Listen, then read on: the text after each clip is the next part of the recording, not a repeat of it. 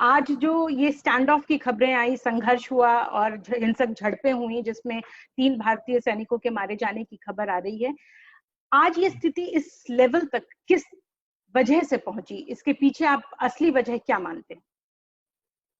मैं इसके पीछे एक पूरे चलते आ रहे पैटर्न को देखना चाहूंगा, जिसमें आप देखें कि करीब पिछले 8 या 10 साल से जो तरीका है चीन का घुसपैठ करने का, उसमें काफी तब्दीली आई, परिवर्तन आया है उसमें।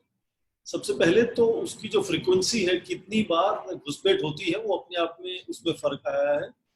पहले करीब साल में 100 होते थे, फिर 200, अब पिछले साल आप देखें 600 इस तरह के घुसपैठ हुए सेनाओं की, ऐसी अपनी रिपोर्ट्स हैं, सूचना है सेना से।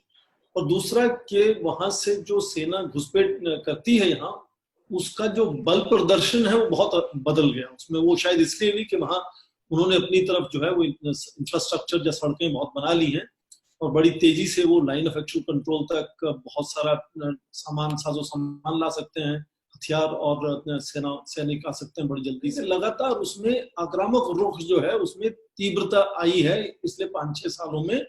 और उसी का शायद ये जो आपस में तनातनी बनी पिछले कुछ सालों में और इतना आक्रोश एक दूसरे के प्रति बन गया, उसी का ये नतीजा है कि जबकि आप देखें कि वो डिसंगेजमेंट हो रहा था कल रात को, सोमवार रात को, जब ये इस तरह का हादसा हुआ। और अभी सूचना ये है कि करीब 3 भारतीय, 1 अफसर और 2 सैनिक, और ठीक इसी तरह से 5 चीनी सैनिक इसमें शहीद हुए हैं। तो अभी ये सब सूचनाएं औपचारिक तौर पर आनी बाकी है, पर इस तरह से सूचना मीडिया में आ रही है। आगे आपको क्या लगता है, भारत के पास क्या क्या ऑप्शंस हैं और चाइना के पास अब क्या ऑप्शन है, इस तरह से जब इस लेवल तक बात पहुंच गई है?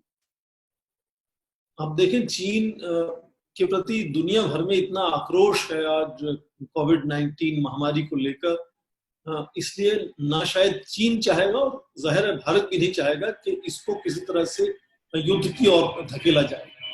तो बातचीत ही इसका एक जरिया है जिससे इसको सुलझाया जा सकता है। अब हमें शायद शांति से आगे बढ़ना चाहिए और सीमा को सुलझाना चाहिए। वो जो आपस में देखें, जो लाइन ऑफ एक्चुअल कंट्रोल है उस पर भी बहुत कंफ्यूजन है, जिससे अक्सर ये मुठभेड़ हो जाती है, तनातनी हो जाती है। तो क्यों ना हम अब ये शांति से थोड़ा आगे बढ़कर कोशिश करें कि सीमाओं को सुलझा लिया जाए, ताकि इस तरह का जो कंफ्यूजन होता है आपस में सेनाओं का वो ना हो और इस तरह की मुठभेड़ और इस तरह के हादसे भविष्य में ना हो। तो मुझे लगता है कि सबसे पहला जो इमीडिएट जिसको हम तात्कालिक कदम लेने की जरूरत है वो ये कि दोनों सेनाओं में न केवल ये बड़ी बात कही जाए कि शांति बनाए रखना जरूरी है, पर क्या उनको इस तरह से हम एम्पावर करें कि उनके पास सूचना रहे कि कौन सी सेना की टुकड़ी, चीन की, भारत की, कहां पर उनकी पेट्रोलिंग हो रही है। तो यदि उनको ये लगता है कि वो चीन की सेना भारत में घुस रही है, तो उस वक्त उनको मौका मिलेगा। और बहुत से ऐसे मैकेनिज्म्स बने हुए हैं, वो चाहे सेना के हों, सेना के सीमा पर आपस में फ्लैग मीटिंग होती है, वो ब्रिगेड कमांडर के लेवल से कोर कमांडर तक होती है, तो चाहे वो सूचना वहां आदान प्रदान की जाए कि भाई आप हमारी भूमि में घुस आए हैं, ऐसी हमें सूचना मिली है, बजाय कि अचानक मिले और एकदम भिड़ंत हो जाए। उससे थोड़ा बचना चाहिए मुझे लगता है। नौबत यहाँ तक आ जाए कि डेथ्स, कैजुअलिटीज भी होने लगे, तो ये नौबत तो बहुत अरसे बाद इस तरह से इस लेवल तक हम पहुंचे हैं। तो आगे आप चाइना के पास क्या ऑप्शंस देखते हैं? मुझे लगता है चाइना के पास यही ऑप्शन है कि वो भारत से अपने संबंधों को अच्छा बनाए रखे। उसके पास संबंधों को उलझाने का बिल्कुल ऑप्शन नहीं है, क्योंकि आप देखें बहुत से कारण हैं। जैसे चीन की बढ़ती हुई जो आर्थिक ढांचा है, उसको कहीं ना कहीं व्यापार और निवेश करना है, और यदि सारे विकसित देश जो हैं उससे आज बहुत नाराज हैं, तो भारत एक बहुत बड़ी मार्केट है, यहाँ बहुत बड़ा निवेश हो सकता है भविष्य में। हमारे यहाँ निवेश करने से चीन का अपना ही आर्थिक उन्नति दर आगे बढ़ेगा। तो उनको इस तरह की सोच सामने रखते हुए ये विकल्प नहीं है चीन के पास कि भारत के साथ वो उलझे। आपने जैसा कहा, अफोर्ड नहीं कर सकता चाइना इस वक्त हमसे उलझने के लिए, तो क्यों नहीं अफोर्ड कर सकता? क्या वो कारण है? एक तो आपने आर्थिक वजह गिनाई है, और उसके अलावा भी और कोई वजहें हैं, और इससे हमारे रिश्तों पर कैसे असर पड़ेगा?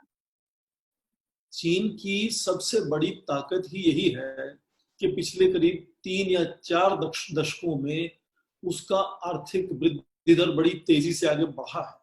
ये सबसे बड़ी ताकत है चीन की। और इसको इस नजरिए से भी विद्वान देखते हैं कि ये आर्थिक दर का वृद्धि दर जो है ना, वही शायद जो पार्टी है उसको वहां लेजिटिमेसी देता है। वहां की जनता शायद उस पार्टी को इसीलिए ताकत में बनाए रखना चाहती है कि उन्होंने बहुत तेजी से उनको इकोनॉमिक डेवलपमेंट दिया है, आर्थिक उन्नति दर जो बहुत अच्छा हुआ है। और यदि धीरे से आप देखें कि पिछले कुछ सालों में वो उन्नति का जो वृद्धि दर है वो धीरे धीरे कम होता हुआ नजर आता है। इसीलिए चीन के लिए जरूरी है कि यहाँ पर वो जिन देशों के साथ या जिन बड़ी अर्थव्यवस्थाओं के साथ वो नया तालमेल बनाकर व्यापार और निवेश कर सकता है, वहां उनको तालमेल अच्छा बनाए रखना होगा। ये जरूरत है वहां की पार्टी को पावर में रहने के लिए, क्योंकि यदि वहां का आर्थिक वृद्धि दर बहुत गिर जाता है तो आक्रोश पार्टी के प्रति बहुत बढ़ जाएगा और हो सकता है कि पार्टी को वहां कंटिन्यूअसली पावर में रहने की मुसीबत हो सके। चाहे वो लोकल से वोकल की बात हो या एफडीआई इन्वेस्टमेंट की बात हो या फिर नेपाल से हमारे रिश्तों की बात हो, क्या ये सब ने भी हमारे और चाइना के रिश्तों को एग्रेवेट करने का काम किया है? और या कंस्ट्रक्शन जो लद्दाख की तरफ हो रहा था, उस कंस्ट्रक्शन की वजह से आज ये नौबत आई? ये सभी चीजें जो हैं वो प्रभाव उनका है भारत और चीन के संबंधों में। पर आप देखें कि जो ये कोविड-19 की महामारी है जिससे पूरा विश्व जूझ रहा है, भारत भी जूझ रहा है अभी, तो उसका केवल आपके स्वास्थ्य के ऊपर ही असर नहीं पड़ता, उसका सीधा असर आपके आर्थिक ढांचे पर भी पड़ता है। तो इसीलिए आप देखें कि अपनी अर्थव्यवस्था को बचाने को और उसको आगे बढ़ाने को सभी देशों ने, भारत ने भी कुछ नए कदम आगे बढ़ाए हैं।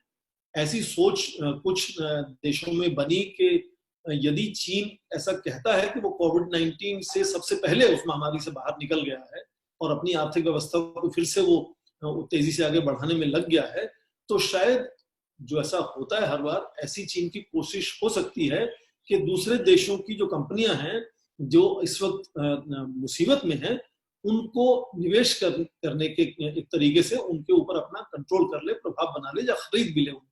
तो इसीलिए चीन के निवेश को लेकर भारत ने कुछ कदम उठाए। हालांकि उसमें ये नहीं कहा गया कि चीन के निवेश की बात हो रही है, उसमें ये कहा गया कि भारत की सीमा से जुड़े हुए देशों से यदि निवेश आता है तो उसको एक अलग नजरिए से बड़े ध्यान से देखा जाएगा। पर यह नहीं कि केवल एक ही चीज से भारत और चीन के रिश्ते तय होते हैं। भारत जो है वो सबसे ज्यादा आयात जो है वो चीन से ही करता है, तो ये भी एक सच्चाई है। चीन का बहुत बड़ा निवेश है भारत में, 26 अरब डॉलर कहते हैं, और टेक्नोलॉजी इंडस्ट्री में बहुत निवेश है। तो ऐसा नहीं कि निवेश और व्यापार नहीं है, एक आपस में बहुत बड़ी साझेदारी है आर्थिक तरीके से आपस में। और हाँ, सीमा पर तनाव है और वो तनाव का जो तरीका है वो बदला है और उससे आक्रोश दोनों तरफ से बहुत ज्यादा बढ़ गया है। इसलिए हमने कहा कि वो जो वहां जो चीजों को संभालने के लिए, शांति बनाए रखने के जो तरीके थे, उनमें थोड़ा परिवर्तन लाने की आज जरूरत है। आपके इसी जवाब से एक और सवाल ध्यान में आया। पूरी एशिया की जो केमिस्ट्री है देशों के बीच में, वो आपको क्या बनती बिगड़ती दिख रही है अगर भारत और चीन के रिश्तों में थोड़ी सी करवाहट ज्यादा आ जाए तो? बहुत सालों से, कभी कभी तो 2-3 दशकों से ये बात चली आ रही है कि 21वीं शताब्दी जो है वो एशिया की है। जैसे आप मानते हैं कि 20वीं शताब्दी नॉर्थ अमेरिका और यूरोप का दबदबा रहा पूरे विश्व के ढांचे पर, तो 21वीं शताब्दी वो एशिया की शताब्दी होने वाली है। और क्योंकि एशिया में चीन और भारत सबसे बड़े देश हैं, इसलिए वो किस तरह से अपनी आर्थिक व्यवस्था को, अपने सामाजिक ढांचे को, अपनी राजनीति को आगे बढ़ाते हैं, उसका सीधा असर पूरे एशिया पर पड़ता है। और खासकर वो आपस में किस तरह से तालमेल बनाते हैं, एक तरह से अच्छा तालमेल बनाते हैं या उलझते हैं बार बार आपस में, उसका भी असर पूरे एशिया पर पड़ता है। तो इसलिए जाहिर है कि चीन और भारत किस तरह से अपनी अंदरूनी तरक्की को आगे ले जाते हैं और अपने आपसी संबंधों को किस तरह से आगे ले जाते हैं, उसी से ये तय होगा कि क्या वाकई 21वीं शताब्दी एशिया की शताब्दी हो पाएगी या नहीं। और इसमें दोनों देशों की यही वजह है कि वो दोनों देश आपस में उलझना नहीं चाहते और ये विकल्प अच्छा नहीं है, ये विकल्प ही नहीं है उनके पास।